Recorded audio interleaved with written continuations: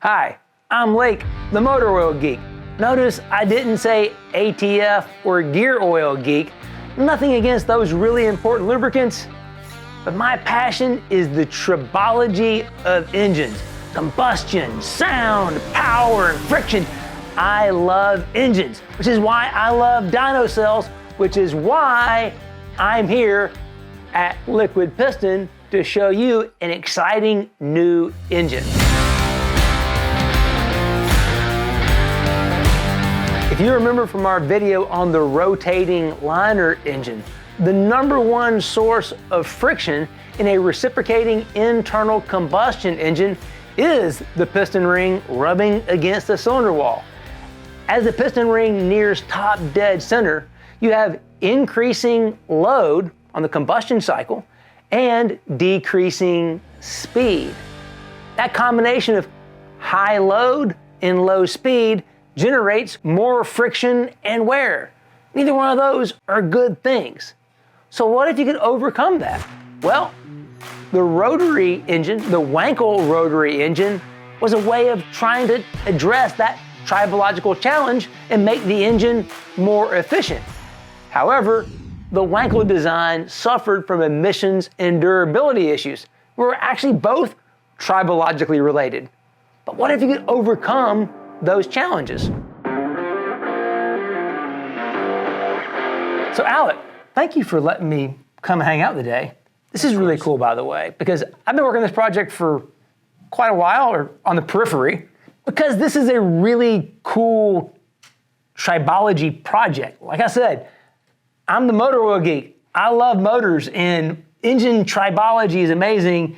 And you guys had some real tribology challenges to overcome with this engine.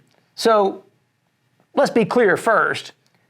This is a rotary engine, but it's not a Wankel, right? That's exactly right. We call ourselves the unwankel, or the inverted rotary. The inverted rotary. I like that. It is that kind of triangular lobe rotor. Yep. And you've got this like bean-shaped thing in here. So where did this idea come from? Yeah, it's a great question. So my father and I have been working on this for some time. My father's a physicist, PhD in physics by background. All right. I was doing my PhD at MIT in robotics and artificial intelligence. My father's coming at this from physics, and he specialized in clean energy systems. So he has patents in supercapacitors, fuel cells, just a bunch of energy systems. And he kept coming back to the internal combustion engine as, you know what, this is a really simple device, relatively speaking. Mm-hmm. It's cheap, ubiquitous. It's actually going to be a really hard thing to displace. And physics tells us that we can do better with the engine. Yeah, there's a lot of room for improvement. A reciprocating internal combustion engine, if you've never done the math, of the power potential in the fuel, less than 15% of it actually reaches the wheel moves the vehicle. Yeah, so if you look at the lower heating value of the fuel, we're only converting about 15% in an automotive engine into actual useful mechanical work. Right. So the question that we posed is, why can't we do better? And physics says we can. So we developed an optimized thermodynamic cycle. And then the question is, once we have a different cycle, how do you embody that cycle? Okay. So we looked at a lot of different types of engines. It started with a liquid piston idea. We never built that engine. Okay. It was an idea, and the engine over time evolved. What you see here is called the X engine. This is our 5th engine generation and 5th architecture. Okay. You can almost think of it like 5 startups that it took to get here. Right. With a lot of learning to get here. Yeah, I saw there's a lot of prototypes around here, and it's like you can see that evolution over time. You can see the evolution, and some of the evolutionary steps were very big, like very different architectures.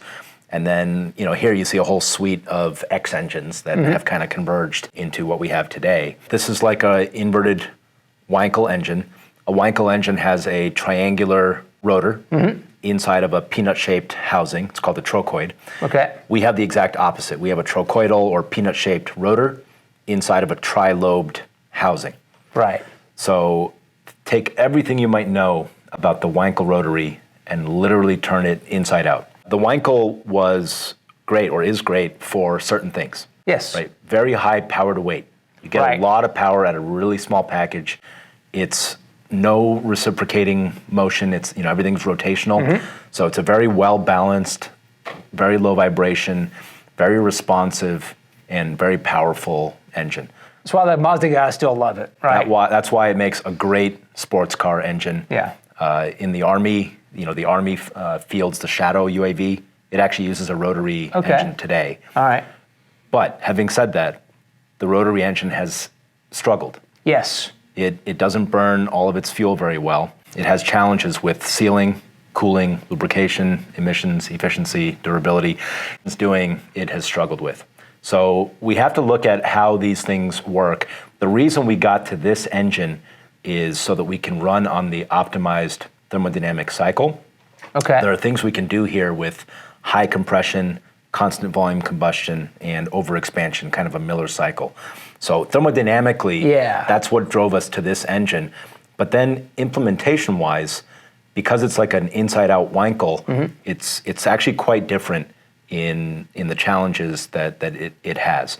So for example, the Wankel has a long, skinny, moving combustion chamber. Right. Okay. You cannot drive a very high compression ratio with it. Yes. It's also challenging to do direct injection, right? It's a moving big area. target, Yeah, right. big area. Yeah. You're not going to get a very homogeneous charge, and you're going to have a hard time burning those ends, which leads to bad combustion and nasty stuff that gets in the oil. We hate bad stuff getting in your oil. So what does any of this have to do with motor oil? Great question. Well, as we've mentioned in previous videos, motor oil really degrades through two functions: temperature and contamination. For every 10 degrees Celsius, roughly 18 degrees Fahrenheit increase in operating temperature, the life of the oil is cut in half. That rate of oxidation doubles. Contamination is the other source of oil degradation. Blow-by, soot, water, sand, all kinds of different things that can contaminate the oil, lead to a reduction in oil life. What's super interesting about this engine in relationship to both temperature and contamination are that the side seals, and it's a double side seal, is so effective at keeping contamination from reaching the crankcase and the bearings, the things that are being lubricated by the motor oil specifically, that the oil doesn't degrade.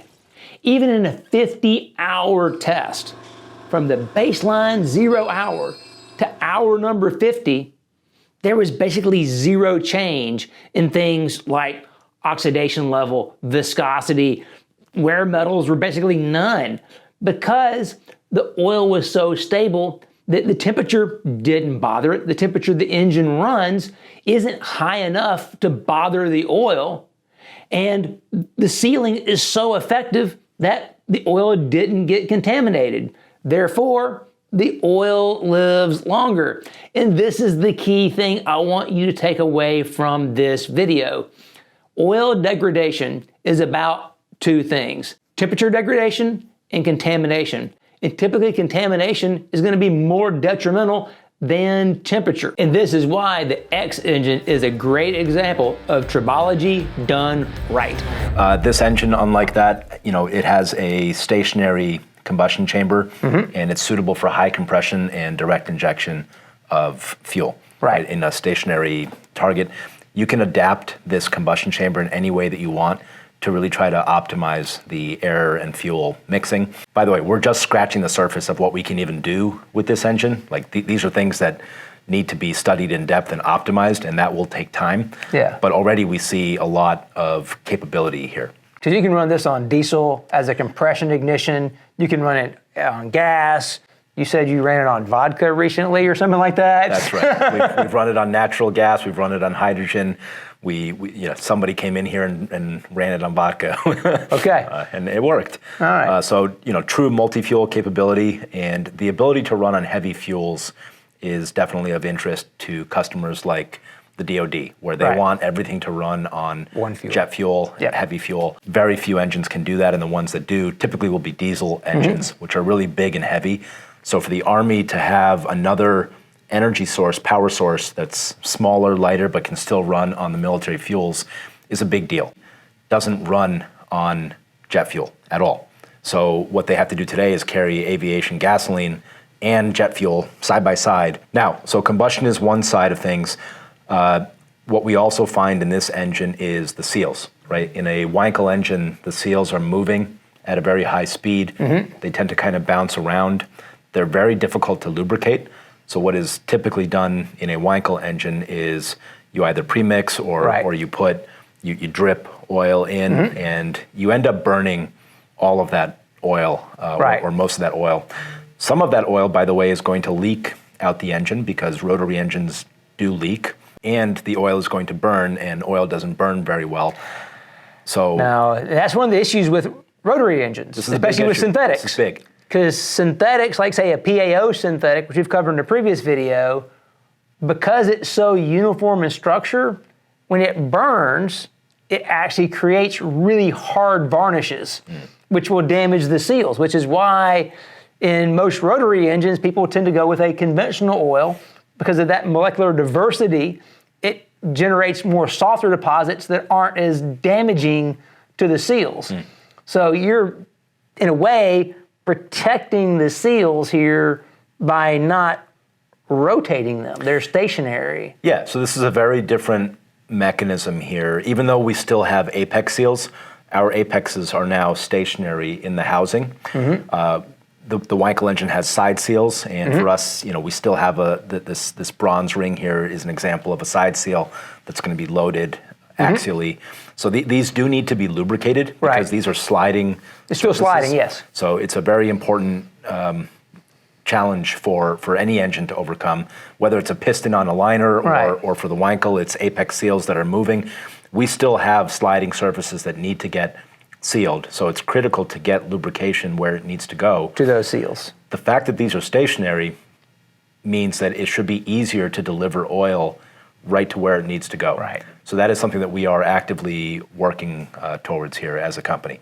But that's expected to solve the major challenges with the Wankel because they are not able to keep up with modern emissions standards. Right. When you're putting oil into your chamber and it's not burning very well, and parts of it leak out, you end up with a ton of hydrocarbons and also partially burned oils that come out your exhaust, and that kills the engine for emissions. Right. And creates deposits, and that's never good for engine life either. Right. So we think we have a better way to do that here. We think we've solved some of these core challenges with combustion emissions, and also we hope to have a more durable platform long term, right? Because we can deliver the oil right to where it needs to go. Isn't that cool? That's why Tribology is so neat, especially because it is a really small and compact engine. And how much power was this kind of engine making? This is about 4.5 horsepower. It's 4.5 horsepower. This size. So this is like way smaller than a 5-horse Briggs, but about the same power. Right. And I'm sure it spools up pretty fast too. As a rotary engine, what's the throttle response? That's one of the big advantages, right? It's extremely responsive. It's practically no vibration. So we still preserve, all the advantages of the rotary. Very high power to weight, very responsive, and this ability to run on a more optimized thermodynamic cycle, the ability to run on a variety of fuels, but in a very small package that solves a lot of the challenges that the old rotaries have had. Cool. I want to hear one of them run. Do you? Let's go check it out.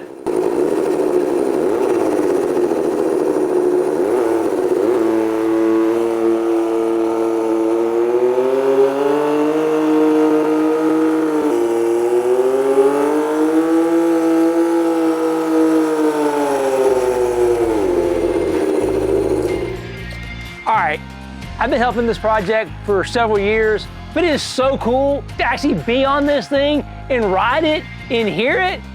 This is super cool, and this is why Tribology is the best. It's mechanical engineering, physics, and chemistry all in one. And when you get it right, the results are quite revolutionary.